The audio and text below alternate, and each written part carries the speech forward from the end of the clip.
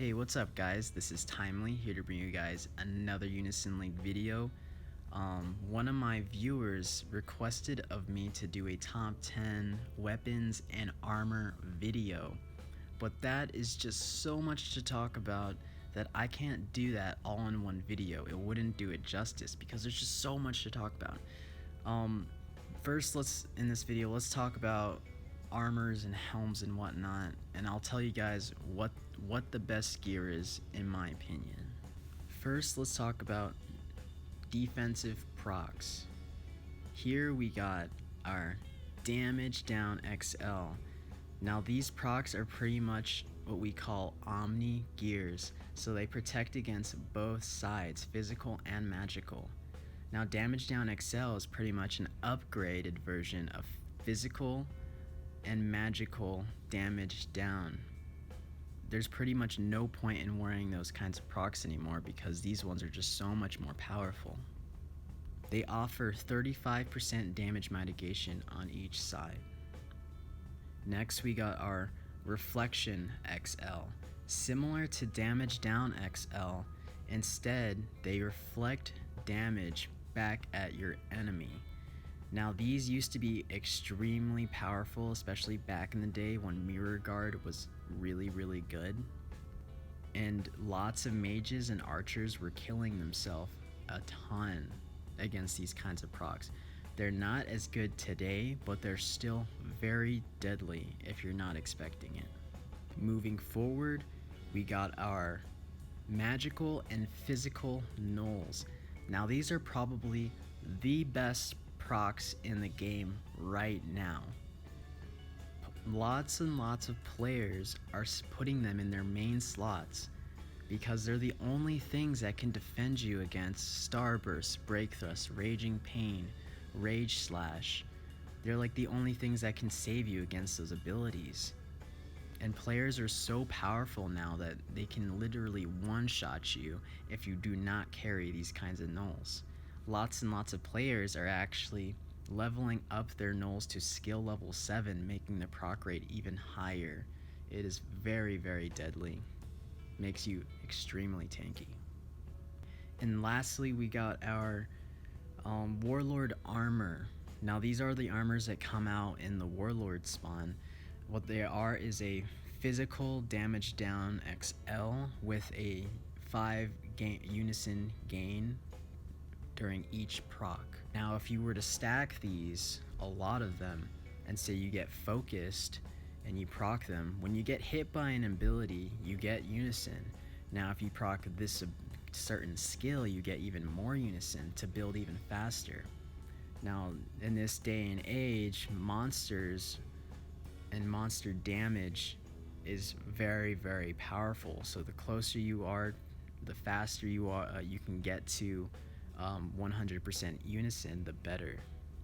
So that kind of wraps things up for the procs, the defensive procs. Now let's talk about the constants. First we got our stellar gear. Now this is also an omni gear. It protects you against each side. It gives you 10% damage mitigation for wearing one piece of stellar gear. You can wear 2 pieces of stellar gear to give you 20% damage mitigation. Now this is extremely powerful because this can protect you against monster damage and other abilities that don't use Piercer. Now if you're wearing Damage Down XL, that gives you a 35% damage mitigation. Archers and berserkers can tear through that very easily because they have such high ability power and such high offense. Now if you're wearing 2 stellar gears, you can bump that up to 55% damage mitigation and make you that much more tankier. Highly recommend stellar gears. Alright, so now we got our reflection reduction gear. Depending on the class you are or the build you are going for, reflection reduction gear is very important for like archers and berserkers. As I said earlier, berserkers and archers can hit through 30 to 50% damage mitigation and tear through it and still kill you. But if the enemy player were to stack reflection XLs and have like a 30 to 50% reflection and you hit that, you could potentially kill yourself. So it is highly recommended to wear at least one anti-reflect gear to reduce that damage coming back at you by 50%. If you really wanted to, you could wear two and it would actually reduce all reflect damage you get and you would get zeros. But I highly recommend wearing one stellar and one anti-reflect if you are an archer or berserker using these kinds of builds. Keep in mind you cannot wear three because these are in the same type of constants. I think they're called armor constants or something like that, or defense constant. So make sure you don't stack more than two.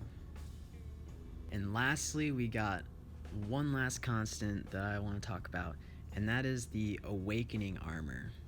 Now, awakening armor is extremely underrated right now because not a lot of players have them because they're focusing on awakening their weapons and whatnot. It is said at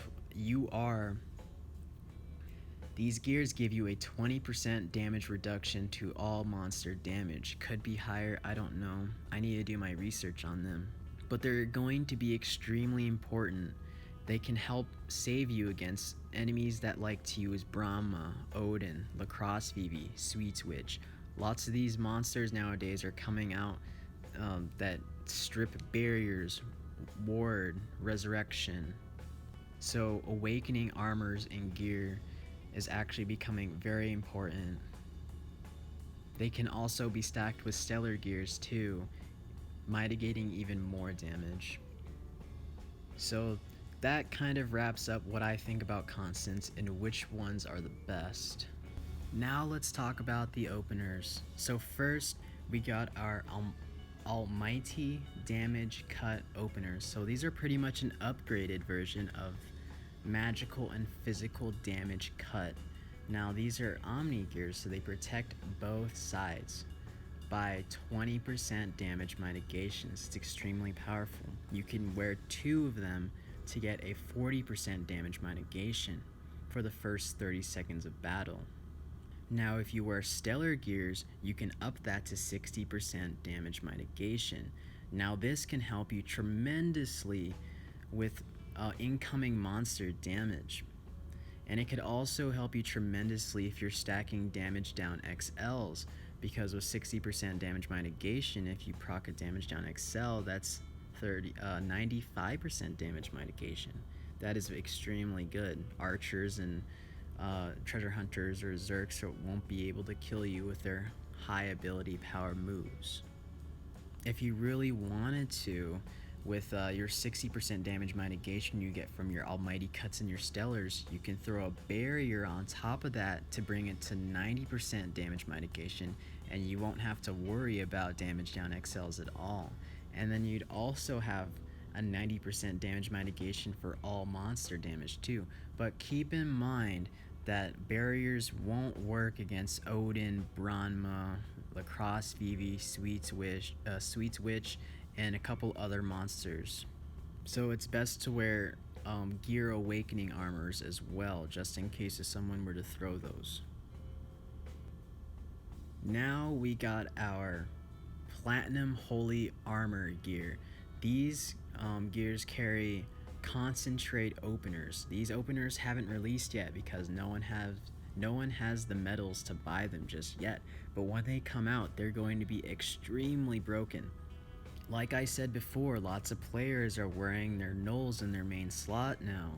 If they're whales, they're going to get those nulls to skill level 7 to get that proc rate up to 25%. Now if they were to get one or two of these concentrates, they would up their proc rate by a ton.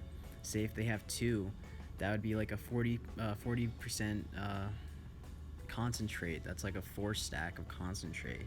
That would up their magic or physical null to 65%. Now that is extremely high. That's almost 70% proc rate. So you're always going to have the advantage. Proccing is going to be in your favor.